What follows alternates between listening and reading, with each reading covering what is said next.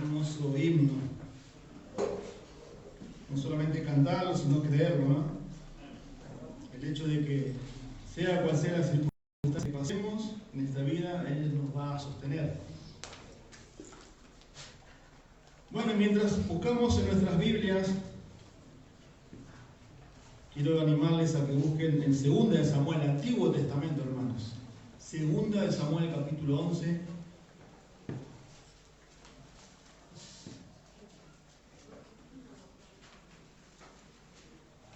No estamos habituados al Antiguo Testamento, ¿no? Pero es palabra de Dios, hermanos. Es más, el Señor Jesús usó el Antiguo Testamento, la ley, los salmos, los profetas. La iglesia primitiva, su sostén, la palabra de Dios que ellos tenían era el Antiguo Testamento. Por supuesto que nosotros, como iglesia, en esta época ya estamos más habituados al Nuevo Testamento, a las cartas, a los evangelios, porque es para la iglesia. El Antiguo Testamento generalmente estaba dirigido a Israel, pero eso no significa de que no podamos estudiarlo, porque hay grandes verdades teológicas para nosotros. Y así como el domingo pasado hemos hecho un paréntesis de 2 de Timoteo, hoy lo volvemos a hacer. Creo que es bueno mechar las necesidades como pastores que tenemos de la congregación. El domingo que viene volvemos otra vez a la segunda carta que el apóstol Pablo le está escribiendo a Timoteo, ya terminando capítulo 3, pero hoy vamos a ver 2 de Samuel capítulo 11, ya Santiago lo leyó. También vamos a ver el capítulo 12, vamos a mechar versículos, son 2 capítulos, esto es un desafío también, no vamos a verlo todo, sino lo vamos a ver específicamente. Pero vamos a ver, hermanos, le puse como título la caída del gran rey, la caída de David. Y más allá de que tanto en el Antiguo Testamento como en el Nuevo Testamento encontramos historias, narrativas, que generalmente a veces conocemos y leemos, no es un cuento. Hay verdades teológicas que Dios ha dejado para Israel y también para nosotros en su palabra. Y una es una de estas. Hay 2 historias de las más conocidas que todos conocemos del rey David. Una es cuando derrotó al gigante Goliat. Un hombre aproximadamente de casi 2 metros 30, un jovencito bajo la guía y el poder de Dios guiándolo, dándole libertad al pueblo de Israel. Y otra, lamentablemente, es esta. Es la caída del gran rey David. La historia de David y la historia de Betsabé. En 2 de Samuel, a modo de introducción, nos encontramos con las terribles noticias de que aún David, el gran rey David, ha fallado terriblemente. Hasta este momento, hermanos, de la cual nos encontramos, 2 de Samuel, capítulo 11, el rey David ha sido bueno. Aunque ha cometido errores, su carácter siempre ha sido bondadoso, su mente siempre fue enfocada en la verdad de Dios y su corazón siempre deseando honrar a Dios. Pero así como de alto fue su gloria, así de profunda fue su caída. Y como que casi es imposible de creer lo que le ha pasado a este hombre. Quizás usted si es nuevo en la fe y empieza a leer 2 de Samuel o sabe algo de los salmos y del gran rey David, es como que cuando llega a este capítulo dice, bueno, pero me cambiaron el personaje. Ese hombre, David, llamado el hombre conforme al corazón de Dios, es el mismo que hoy vamos a ver comportarse como el peor de los hombres. Y para que usted entienda un poco también todo el contexto, la segunda carta de Samuel, primera carta y segunda carta de Samuel en el original es una sola carta, en el hebreo. Pero acá en 2 de Samuel, que está dividido en capítulos, usted va a ver que del capítulo 1 al capítulo 10 va a ver las victorias de David. David en alza, llevándolo al máximo de su trono, teniendo gloria, teniendo poder, derrotando a todos sus enemigos. Eso fue porque la mano de Dios lo había prometido así.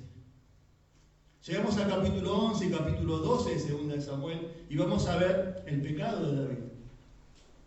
Y lo interesante es que según Samuel capítulo 13 al capítulo 24, usted va a ver las consecuencias del pecado de David.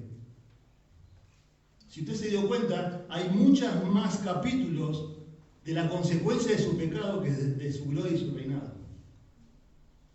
Porque el pecado trae consecuencias. En David y en nosotros también.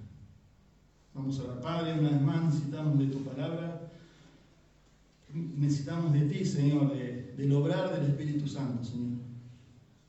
Tú has prometido, Señor, que el Espíritu Santo es el que convence del pecado, del juicio y de justicia.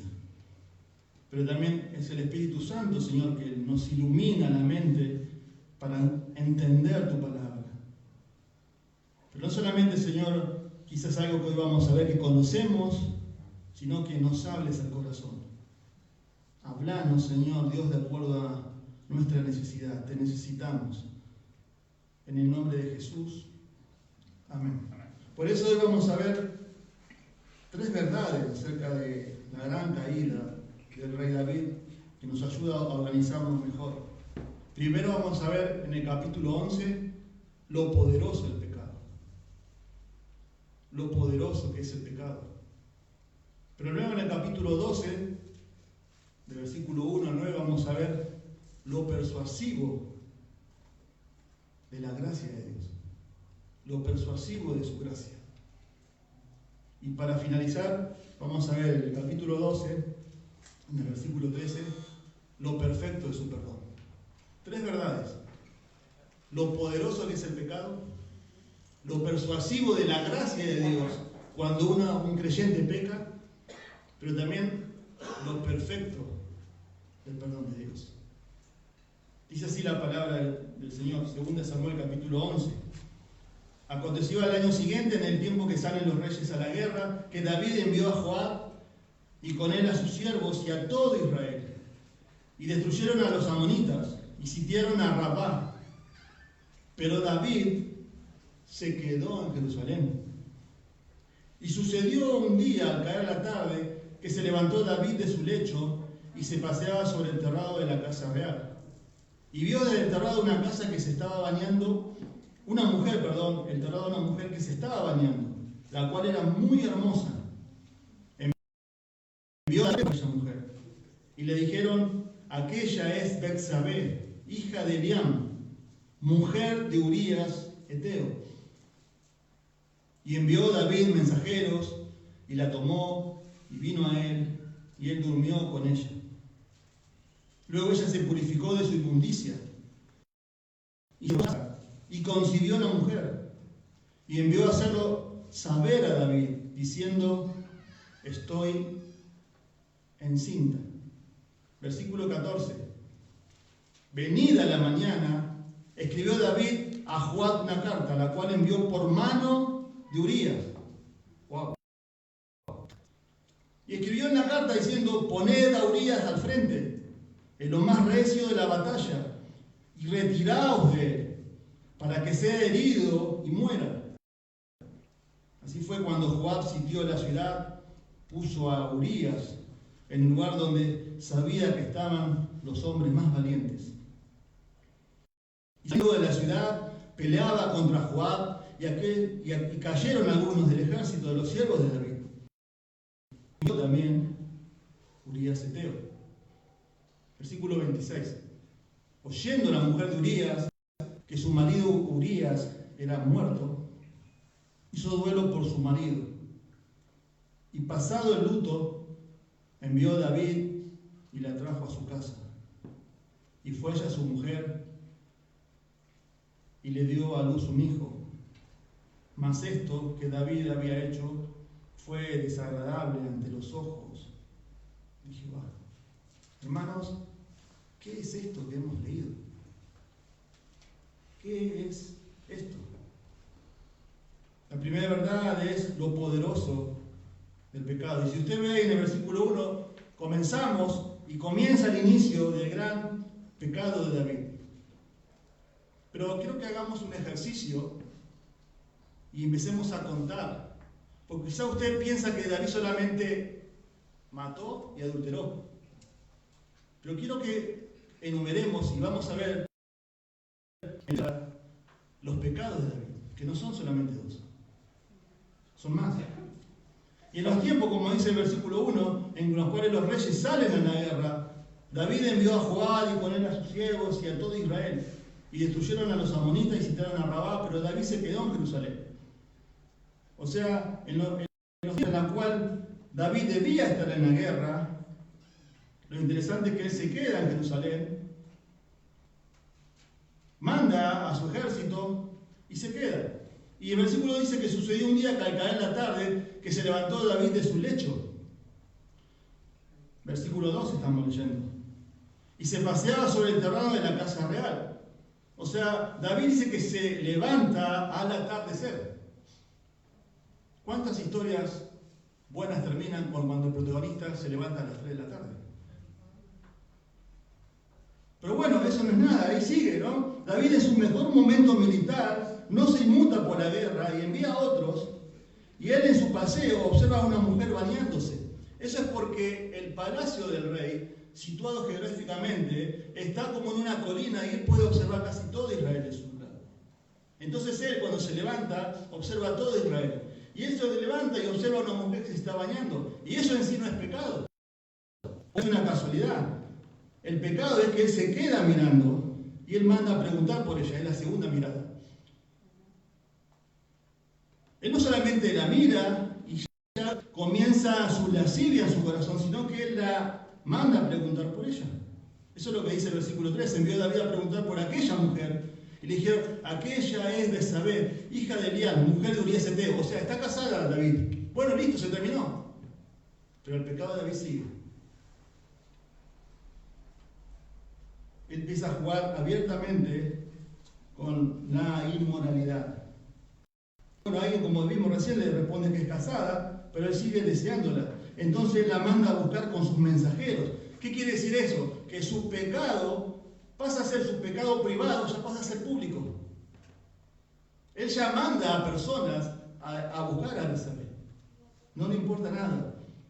Y él entonces termina acostándose con ella. Hasta acá suena horriblemente feo, ¿no? Pero para no tener que agregarle más. Pero el texto dice que ella, miren, ahí dice, versículo 4, ¿no? Envió David mensajeros y la tomó y vino a él y durmió con ella. Purificó de su inmundicia. ¡Wow! ¡Qué hipocresía!, ¿no? Y se volvió a su casa. ¿Quién? Betsabé. Y concibió la mujer, o sea, quedó embarazada. Y envió a hacerlo saber a David diciendo, estoy encinta. Estoy embarazada. Luego de eso, nosotros lo salteamos, él manda a buscar a Urías. Urías, como dice ahí, no era cualquier persona. Urías era uno de los valientes de David, que había luchado con él desde que él estaba en las cuevas de Adulam, corriendo. ¿Se acuerdan del rey Saúl? Urías era uno de ellos. Era un allegado de David. Urías quizás era un amigo de David. Y él manda a buscar a Urías, le dice, ve a tu casa y descansa. La idea era para esconder su acción, para que Urías pudiera estar con su mujer y pudiera ocultar ese embarazo. Terrible, ¿no? Eso solamente eso no solo es mentira, sino que, no sé si usted se dio cuenta, él está negando a su propio hijo. Él está negando a su propio hijo. Y como no puede ser fiel, él le dice, ¿cómo yo, estando en guerra, voy a ir a tomar vino y a dormir con mi mujer? No va al palacio y se queda dormido. Y como no pudo lograr su objetivo y como si no hubiera pecado lo suficiente, ignorando la conciencia y todo mover del Espíritu Santo, él comete el peor de sus pecados y manda a matar a Urías. Y yo no sé si usted se dio cuenta que en el versículo 14, él envió la carta a su general Joab por la mano de Urías. Este hombre, conforme al corazón de Dios, el que escribió la mayor parte de los salmos, el mejor rey que ha tenido Israel, en una secuencia de eventos, escuche bien, encontró codiciando a la mujer de su prójimo, dando falsos testimonios, hurtando, cometiendo adulterio y asesinando. La mitad de los 10 mandamientos. Y para agregarle más, en el versículo 1, pereza. Y para agregarle más, él, en los tiempos en los cuales él debía estar con el ejército, él dijo, no, yo no voy a ir. Él se creyó fuerte, él se creyó autosuficiente. Hermanos, cuando quizás nosotros a nuestros hijos tenemos la tendencia de hacerles ver a las personas de la Biblia como superhéroes, ¿no? Y eso está bien porque queremos que aprendan de la palabra de Dios y buenos ejemplos. Pero quiero mostrarles rápidamente a algunos hombres de la Biblia. Empecemos con Adán. Yo no sé si usted se dio cuenta que Adán, el único hombre que vivió en la tierra, un tiempo sin pecado. ¡Wow! Pero termina haciéndose caso a Satanás, escondiendo su pecado, mintiendo, culpando a su mujer y trayendo a toda la humanidad la maldición por la muerte. Bueno, usted dice Abraham, el padre de la fe, ¿no? ¿Qué pasó con Abraham? Bueno, Abraham puso 2 veces en riesgo la vida de su esposa. Y para tener un atajo hacia Dios, tuvo un hijo con su sierva, ¿recuerdan? Bueno, usted qué dice de Moisés, ¿no? ¡Wow! El líder más grande de todo el Antiguo Testamento, que comienza su historia asesinando a un hombre en Egipto. Y luego en Éxodo capítulo 2 y capítulo 3 y capítulo 4, cuando Dios lo llama a hacer su misión, dice, no, Dios, te equivocaste de hombre, yo no soy, no puedo ir. Y debido a su pecado de ira, no entró a la tierra prometida. Bueno, ¿qué decir de Job? Bueno, usted dice, pues bueno, eso es el Antiguo Testamento, pastor. El Espíritu Santo no moraba, no era permanente. Entraba y salía, entraba y salía, diría mi hermano teólogo. ¿Qué más en el Nuevo Testamento? Donde tenemos la historia de los discípulos, todos apartándose y dejando a Jesús. Tenemos la historia de la iglesia primitiva. Todas las cartas y el libro de los Hechos muestran las faltas actuales o posibles de cada iglesia donde el Espíritu Santo estaba activamente moviéndose y donde tenían a los apóstoles por pastores. Bueno, pero pastor, como dijo hoy el inductivo, tenemos la iglesia hoy. Hoy está la iglesia. Y creemos que cuando llegamos a cualquier iglesia, entramos al club de cielo, como dije hoy. Qué lindo, todos leen la Biblia, todos oran, todos se preocupan, todos se aman.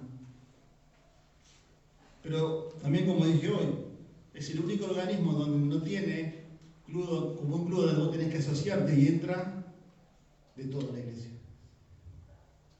incluyéndome a nosotros.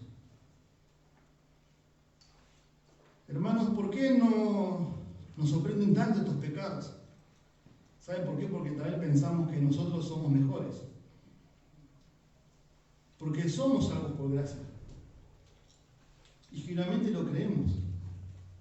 Pero ¿saben que hay dentro de nosotros como un pequeño tribunal desde el cual nos sentamos a juzgar a los demás? Tenemos como un fariseo dentro, todos nosotros. Y pensamos, nosotros hacemos cosas malas y hemos pecado, pero gracias a Dios no somos como los demás. Yo nunca voy a hacer eso. Yo nunca voy a mentir. Yo nunca voy a engañar a mi esposa. Yo nunca voy a matar a nadie. No soy perfecto, pero yo nunca voy a hacer eso. Y ese pequeño tribunal dentro nuestro está ahí siempre, diciendo, no soy perfecto, pero yo esto jamás. Un autor dijo, la única iglesia donde no hay pecado es el edificio que está vacío. Un autor dijo, cada congregación está lleno de pecadores. Y si no fuera pecados por pastores. En 1 Corintios 10:12 dice, hay una advertencia para todos nosotros en el Nuevo Testamento. Dice así, por tanto, el que cree que está firme, mire que no caiga. ¿Saben que el que cae es el que cree que tiene las cosas bajo control? El pecado es tan poderoso, hermanos, que no hay forma de controlarlo. Le das una pulgada y te toma el codo. ¿O no lo vimos en la vida del rey David? ¿No lo vimos acá, hermanos? Recién.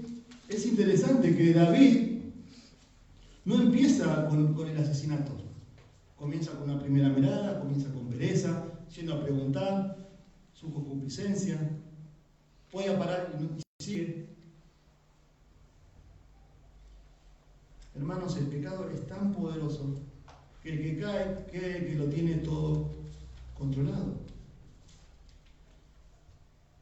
Quiero que buscamos 1 Corintios 10:13, por favor. Vamos a leerlo. Quiero que lo busquemos y lo leamos.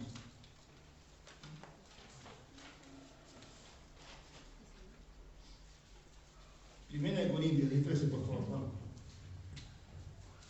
No nos ha sobrevenido ninguna tentación que no sea humana, Sí. pero fiel es Dios que no os dejará ser tentados más de lo que podéis resistir, sino que dará también juntamente con la tentación la salida, para que podáis soportar. Dios promete hay una salida siempre. Y estoy seguro que con David prometió eso también. Pero David se dio a su pecado. Él se creyó fuerte. Y saben que, hermanos, vuelvo a reiterar esto, que esto es muy importante. El que cae es porque cree que tiene todo controlado. Y generalmente siempre el que cae es porque no se agarra de nada. Anoche estaba viendo, hay un programa los sábados de la noche donde pasan, a veces cuando estamos cenando, no hay mucho por ver hoy lamentablemente en la tele, pasan videos de gente que tiene como blooper, ¿vio? Que se cae, que se tiran de la pileta o están en el agua. Y hay una característica de esas personas, ¿no? Que si usted sabe que se va a caer, no lo va a hacer. Pero lo hacen. Y generalmente nunca tienen de qué agarrarse. Y así es el milagro espiritual. La persona que cae generalmente cree que nunca va a caer.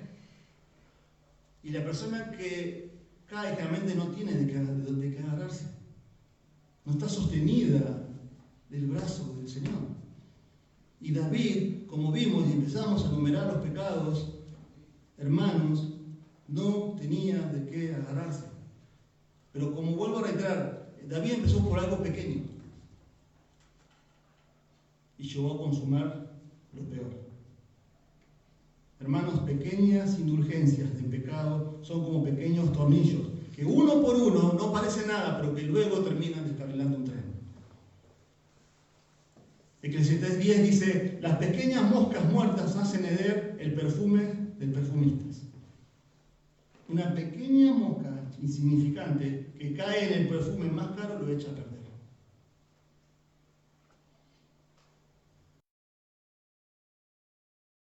No, mata el pecado, o el pecado te matará a ti. Es muy fácil eliminar una semilla, pero requiere mucho tiempo y esfuerzo talar un árbol. Así termina este capítulo, mis queridos hermanos. Miren el versículo 26 y 27. Y esto es terrible, y esto es una exhortación para nosotros. Hermanos, por favor te pido, no creas que esto te puede suceder a vos. No digas, esto no es para mí. Yo me lo tuve que decir toda la semana. No, esto es para mí también. Yo puedo caer. No estoy inmunizado al pecado por ser pastor. Porque hoy alguien en el inductivo decía eso. Muchas veces venimos a la vida y decimos, qué buena historia. Esto no es para mí, esto es para el hermano que lo necesita. Esto es para nosotros, es para usted, es para mí, es para vos. Y es interesante que todo el capítulo, Samuel capítulo 11, usted va a ver que no aparece el nombre de Dios. Es como que parece que Dios está ausente. Pero no lo está. Hay una aparente ausencia de Dios. Como que si no tuviera nada que ver con lo que está pasando. Pero al final del capítulo nos encontramos con esta joya. Oyendo la mujer de Urías que su marido Urías era muerto, hizo duelo por su marido. Y pasado el luto, envió David, la trajo a su casa y fue ella su mujer. Y le dio a luz un hijo, mas esto que David había hecho fue desagradable de los ojos de Dios. David, aparentemente en el versículo 26, parece que lo había logrado, ¿no? Porque Urías había muerto. Y quizás un creyente hoy en día decía, bueno, todo lo que me pasa, todas las cosas que suceden todas las cosas es para bien. Pero ahí estaba el Señor. Ahí estaba el Señor. David pensó, listo, ya está, se terminó, nadie lo vio, me salí con la mía, nadie se dio cuenta. Al final, todos los que aman a Dios, todas las cosas les suceden a bien. Pero el versículo 27 dice, pero esto fue desagradable a los ojos del Señor. La pregunta que te hago, mi querido hermano, que me hizo en la semana es, no creas que esto no es para vos. No creas que esto no es para mí. ¿En qué área de tu vida estás cediendo con pequeñas cosas? Pequeños pecados. ¿Qué es lo que estás ocultando? La Biblia dice, matalo ya, arrancalo ya, déjalo ya. Porque esas pequeñas cosas nos llevan al peor de los pecados. Vuelvo a reiterar, David no empezó matando. David empezó con pereza. David empezó mirando. David empezó indagando. Lo interesante, hermanos, escuchen bien esto, que también va con el segundo punto. Muchos sabían que David había pecado. Los mensajeros que él envió a preguntar por saber, el general Joab, muchos sabían que David había hecho algo. Su pecado no era privado, ya pasó a ser público. Lo que hizo David. También, hermanos, sabes que estudiando un poco esto, yo me puse a pensar, porque muchas veces caemos en esa tentación de echarle la culpa a las circunstancias cuando pecamos, ¿no? La Biblia no le importa mostrar si David estaba mal con su familia, si estaba pasando por estrés, si estaba pasando con problemas con sus hijos. La Biblia lo hace plenamente responsable de sus actos. Porque a veces, aún mismo como consejo podemos, sí, pero él tiene la esposa enferma, él está pasando por momentos de estrés, él no tiene trabajo, y eso nos da motivo a pecar. La Biblia no le importa eso, ¿no? La Biblia no le importa las circunstancias que estamos viviendo. Las circunstancias que estamos viviendo es y prueba nuestro corazón, qué es lo que hay en nuestro corazón y cómo reaccionamos a ello. Y eso fue David. Y eso hizo David. Pero a pesar de lo poderoso del pecado, veamos lo persuasivo de su gracia. Lo persuasivo de su gracia. Segunda de Samuel, capítulo 12. Vamos a leer el versículo 1 al versículo 13, por favor. El Señor envió a Natán a David, y viniendo a él le dijo, había dos hombres en una ciudad, el uno rico y el otro pobre. El rico tenía numerosas ovejas y vacas, pero el pobre no tenía más que una sola corderita, que él había comprado y criado, y que había crecido con él y con sus hijos juntamente, teniendo en su bocado y bebiendo de su vaso, comiendo de su bocado y bebiendo de su vaso, y durmiendo en su seno, y la tenía como una hija.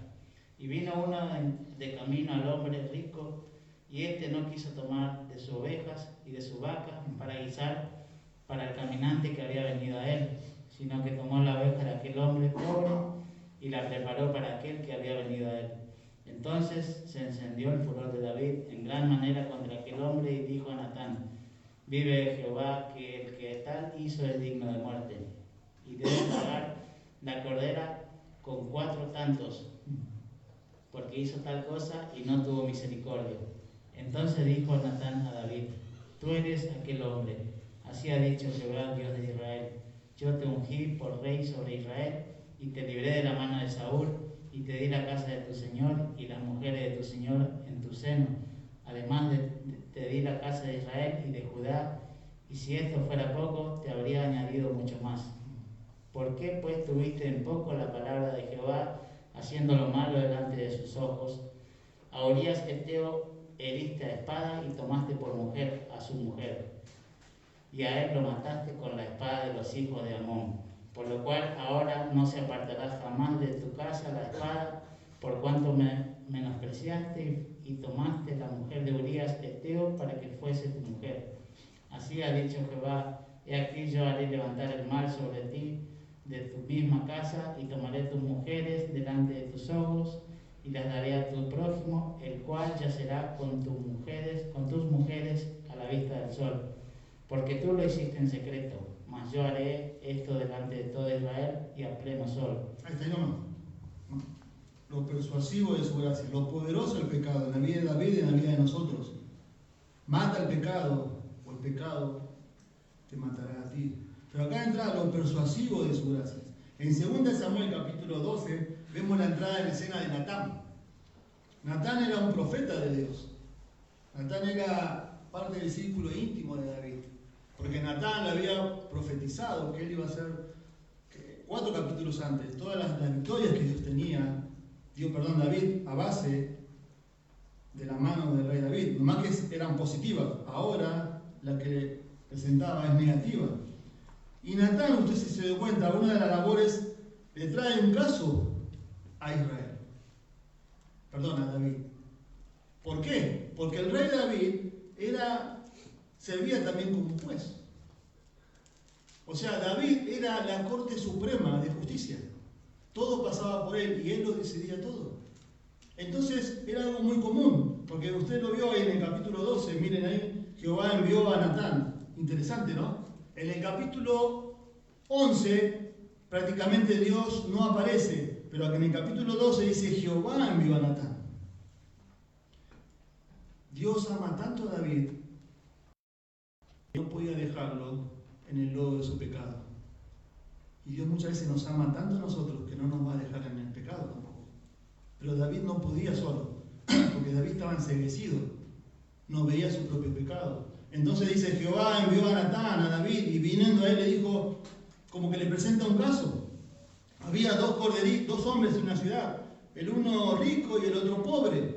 El rico tenía numerosas ovejas y vacas, pero el pobre no tenía más que una sola corderita que él había comprado y criado y que había crecido con él y con sus hijos juntamente, comiendo de su boca y bebiendo de su vaso y durmiendo en su seno, y la tenía como una hija.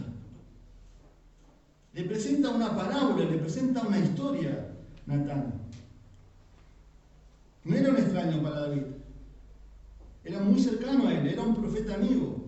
Pero en este momento, debido a su pecado, la profecía que el rey recibiría era de condenación y dolor. Pero yo no sé si usted se dio cuenta, el profeta fue increíblemente sabio con el uso de su historia. Yo creo que Natán tuvo que orar mucho y pedir sabiduría de lo alto para ir a David, el rey, al juez, que lo decidía todo. Porque usted se imagina si Natán entraba y le decía, ¿qué hiciste, David? Mataste a Urías, tenés a su esposa, todo el mundo lo sabe. David podía agarrar, mandarlo a matar y ya está.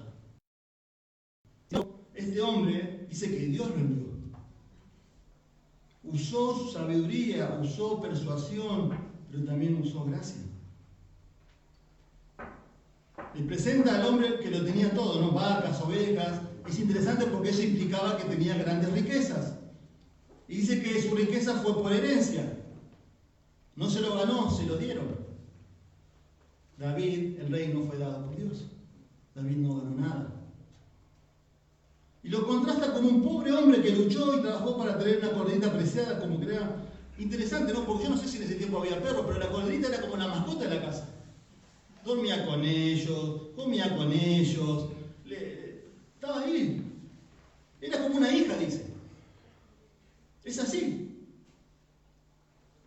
Lo interesante, hermanos, es que en el hebreo, en el Antiguo Testamento, la palabra hija significa bet. Es como que Natán le está tirando a David, ¿no? Bet Sabed, David. ¿Y te das cuenta de la historia? Un hombre con muchas riquezas, un hombre que no tenía nada, le está sacando lo más preciado, pero estaba tan ciego David. Y eso hace, hermanos, el pecado. Nos enceguece. Pero no solamente nos enceguece, sino que no podemos ver nuestro pecado, pero sí vemos el del otro. Eso. Por eso el Señor dijo, ¿no? Hipócrita, saca primero la viga que tenés en tu ojo para poder ver la paja del ojo ajeno. Y ahí está, ¿no? Le quitó la corderita al hombre pobre y la asesinó. Y a pesar de tener todo lo que necesitaba, él quiso lo que el otro tenía y lo deshonró. Qué excelente resumen e ilustración de lo que David había hecho. Hermanos, Natán le dio la introducción del mensaje, el mensaje y la aplicación del mensaje. Nada más que David no se vio en esa historia. Pero miren cómo responde David. Versículo 5, miren. ¿Puedes leerlo por favor, Juan, otra vez? Entonces se encendió el furor de David en gran manera contra aquel hombre y dijo a Natán: vive Jehová, que el que tal hizo es digno de muerte. Se encendió la ira de David en gran manera contra aquel hombre y dijo a Natán: vive el Señor, o sea, juró por Dios, que ciertamente el hombre que hizo esto merece morir y debe pagar 4 veces por la cordera porque hizo esto y no tuvo compasión. Lo interesante es que nada en la ley ordenaba la muerte de un hombre por tomar el cordero de otro. Pero David decide ir por encima de la ley. Era tanto su orgullo, era tanto su ceguera, era tanto su obstinación que él decide ir por encima de la ley. Porque consideraba que el hombre rico lo merecía. Y así somos cuando ocultamos nuestro pecado. Tenemos un problema, tenemos algo escondido, odiamos cómo nos hace sentir, y cuando encontramos a alguien que tiene una falta, puede ser tu esposo, puede ser tu esposa, puede ser tu hijo, le caemos con todo el peso de la ley. ¿Saben por qué? Porque queremos que él pague lo que nos toca a nosotros.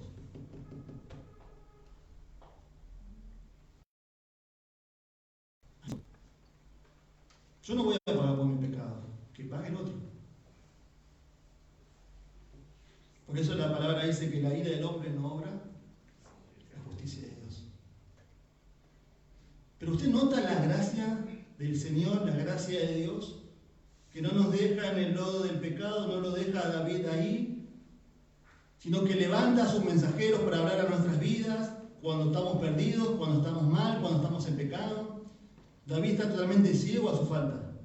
Por eso Dios en su gracia envía a Natán, porque David estaba en un estado que no era solo. Por eso el Salmo 32, hermanos, y el Salmo 51, usted ve la confesión de David, ahí, a expensas. Quiero que me acompañen, miren ahí nomás, unas cuantas hojas. Salmo 32. Esto es lo que dice David. Unas cuantas hojas para adelante. Salmo 32. Cuando luego vamos a ver el perfecto su perdón. Salmo 32, versículos 3 y 4, por favor. Mientras callé, se envejecieron mis huesos en mi gemir todo el día, porque de día y de noche se agravó sobre mí tu mano.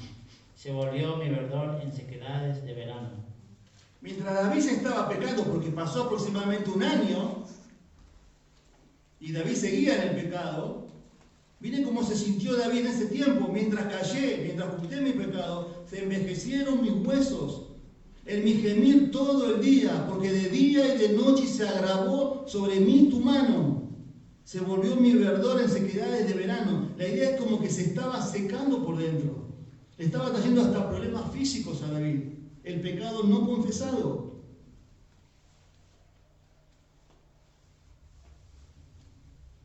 Pero volvamos a Samuel, hermanos. Me encanta cómo actuó Natán.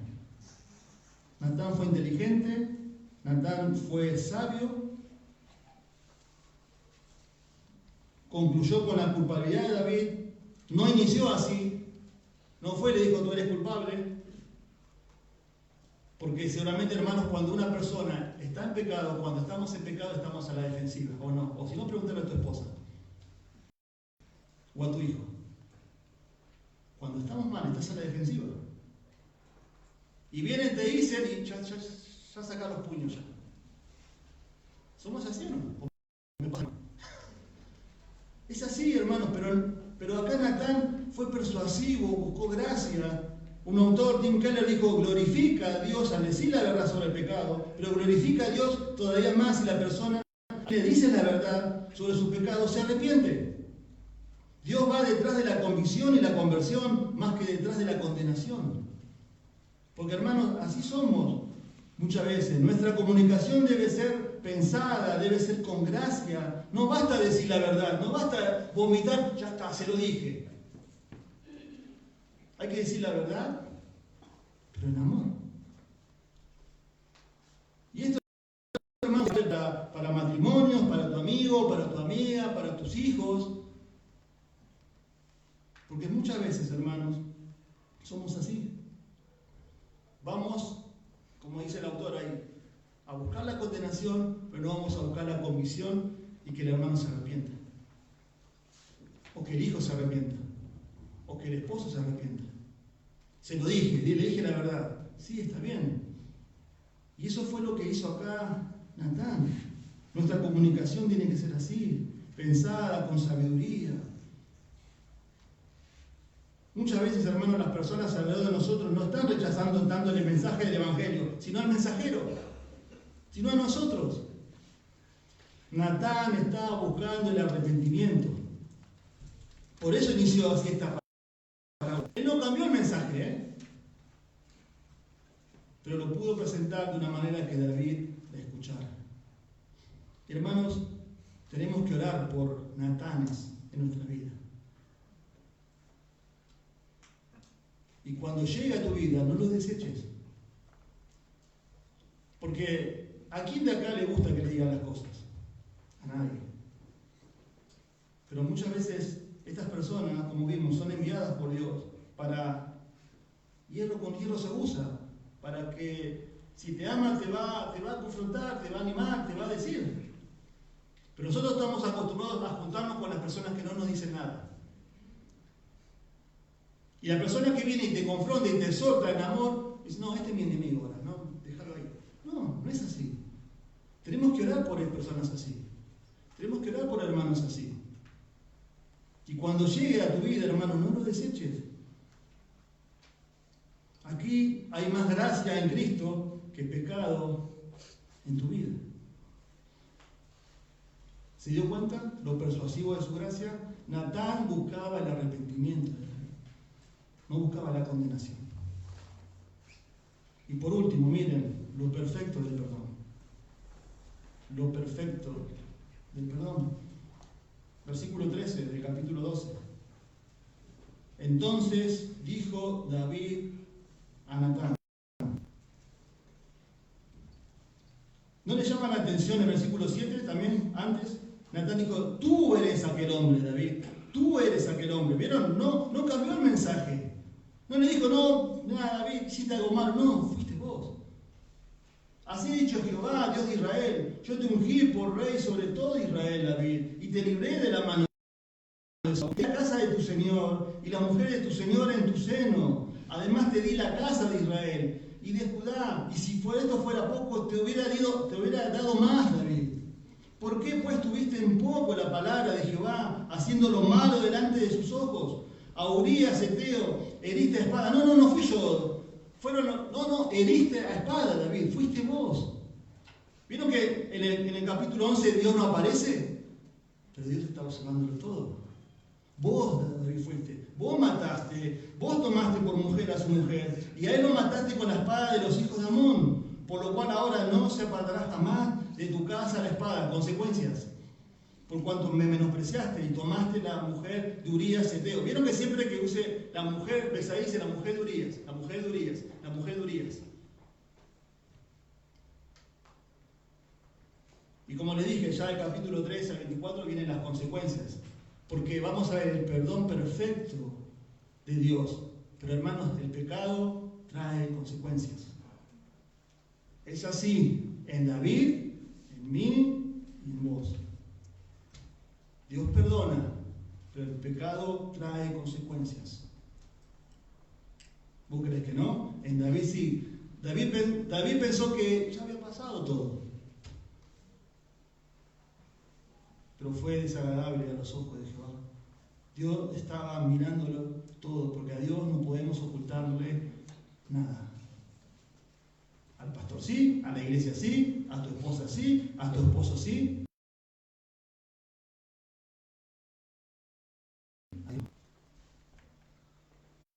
Pero miren ahí el versículo 13, lo perfecto del perdón.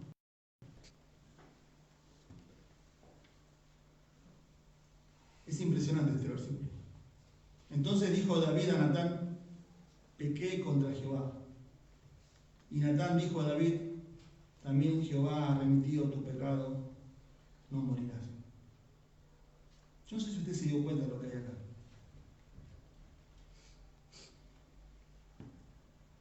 De este capítulo en adelante, David nunca vuelve a ser el David de antes. Él sigue siendo el amado por el Señor y ahora Dios le demostraría un perdón perfecto. Entonces David dijo a Natán: pequé contra el Señor. En nuestro castellano tenemos 5 palabras.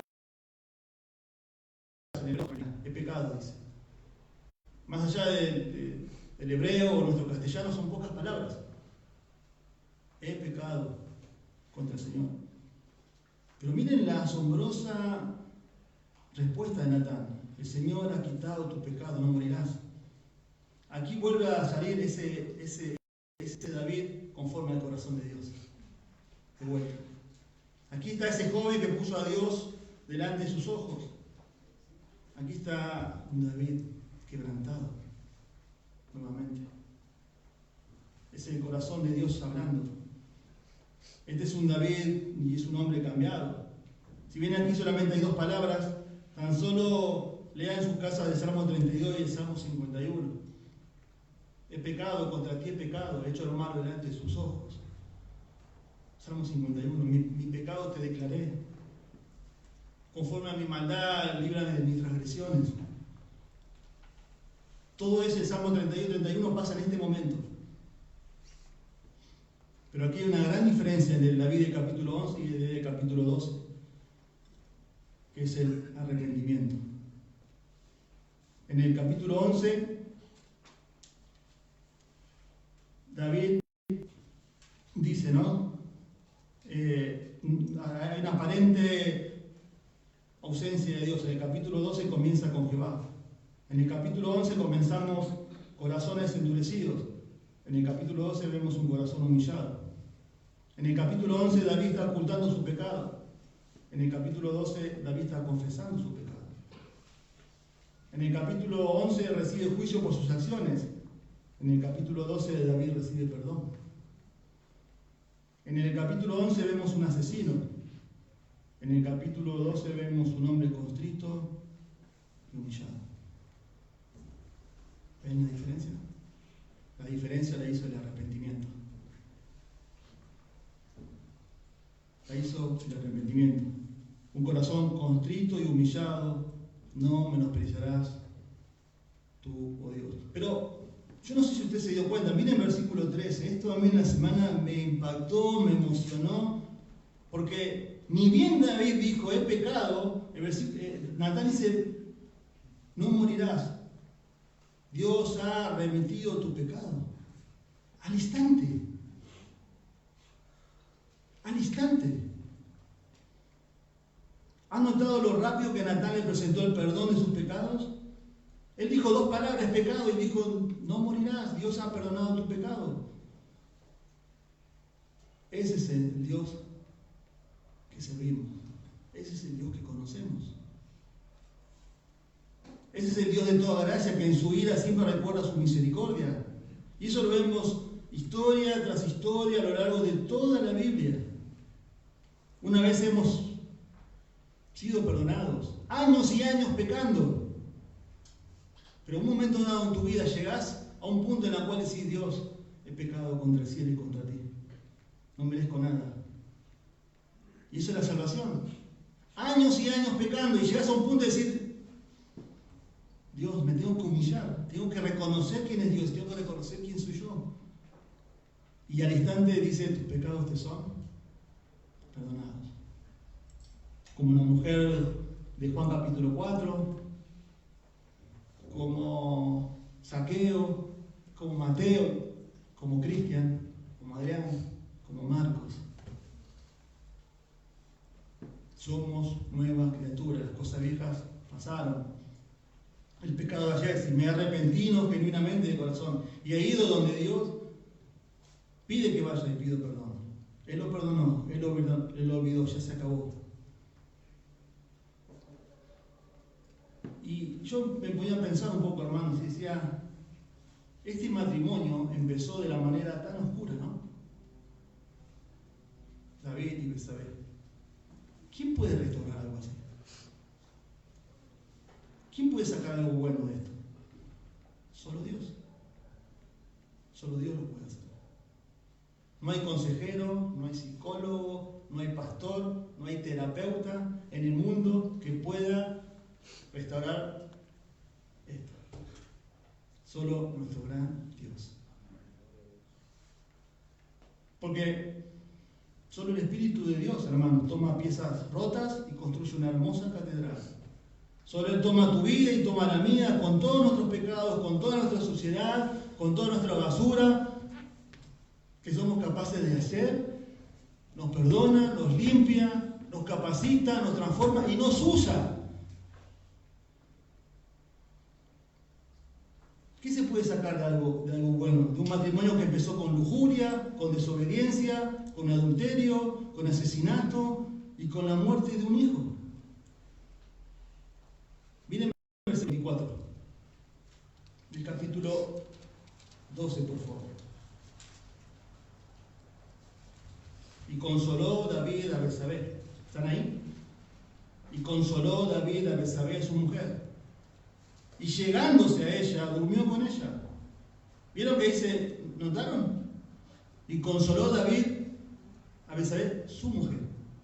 No es más ahora la mujer de Urias. Dios lo perdonó. Y llegándose a ella, durmió con ella, y ella le dio a luz un hijo, y llamó su nombre Salomón, el cual amó a Jehová. Y envió un mensajero por medio de Natán, profeta. Así llamó su nombre Jedidías, a causa de Jehová.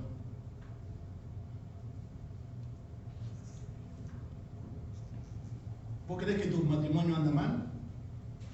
¿Vos crees que tu matrimonio no tiene solución? ¿Vos crees que quizás Dios no puede hacer algo de tu esposo incrédulo, de tu esposa incrédula, de tus hijos rebeldes? ¿Vos crees que de esa relación quizás torcida con tu mamá y tu papá, la falta de perdón, Dios no puede hacer nada? Mirá el ejemplo de David, cómo comenzó. Pero solo la gracia de Dios y solo Dios puede transformar esto en algo que lleve a todo para su gloria. Y si no me crees, terminamos con Mateo capítulo 1. Primer versículo del Nuevo Testamento. Mateo capítulo 1.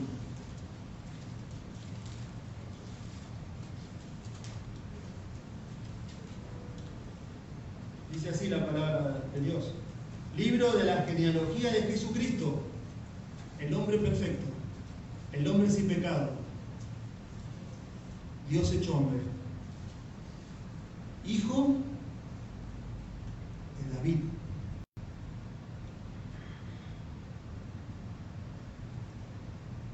Dios no se avergüenza de llamarse hijo de David. El perfecto hombre desciende del linaje de David. Porque Dios sabe que su sacrificio perfecto de su Hijo limpia todo pecado, inclusive el pecado de David, el mío y el tuyo. Y versículo 6, miren, Isaí engendró al rey David. Y el rey David engendró a Salomón, de la que fue mujer de Urías. De donde también desciende el Mesías, el Hijo perfecto, de Salomón. ¿Quién es la madre de Salomón? Betsabé. Él no se avergüenza de llamarnos hijos. Él no se avergüenza de llamarnos familia. Él no se avergüenza de llamarnos coherederos. Él no se avergüenza de llamarnos hermanos. Porque así como vimos lo poderoso del pecado que es en nuestras vidas, vimos lo persuasivo de su gracia y lo perfecto que es su perdón. Amén. Padre, gracias te damos por tu palabra, Señor, que es viva y eficaz. Y vemos tu poder, Señor, en ella, en esta historia, Señor, que quizás conocía, pero no vimos tanto detalle y vemos, Señor, tu palabra que llega a nuestro corazón. Gracias, Padre, porque nos has hecho ver lo poderoso que es el pecado, Señor, en nuestras vidas. Aún, Señor, como creyentes, tu palabra dice que aún los más fuertes han caído, Señor. Ayúdanos, Señor, a sostenernos, a agarrarnos de tu gracia, Señor, de tu persona, a no creernos que estamos fuertes, Señor. Y si hay pecados, si hay indulgencias pequeñas, te pedimos, Señor, que tu palabra haya llegado y estemos en determinación de dejarla, Señor. Entendiendo que los pequeños pecados nos llevan a la destrucción total. También ayúdanos, Señor, a tener gracia. Gracia con las personas, gracia con nuestros hijos, gracia con nuestros esposos, con mi esposa, con mis hermanos. Señor, la consecuencia del pecado queda, eso es verdad. Pero muchas veces también, Señor, nos falta gracia. Y ayúdanos, Señor, y oramos para que envíes Natanes a nuestras vidas. Que realmente nos confronten, pero, Señor, para mejorar y cambiar, ¿no, Señor? Tener una relación obsecuente. Y, Señor, gracias por tu perfecto perdón. Hasta nos cuesta entenderlo diariamente, Señor. Asimilarlo. Pero cuando hay un genuino arrepentimiento, Señor, el perdón está ahí al alcance, como has hecho en la vida. Señor, gracias por tu palabra, en el nombre de Jesús.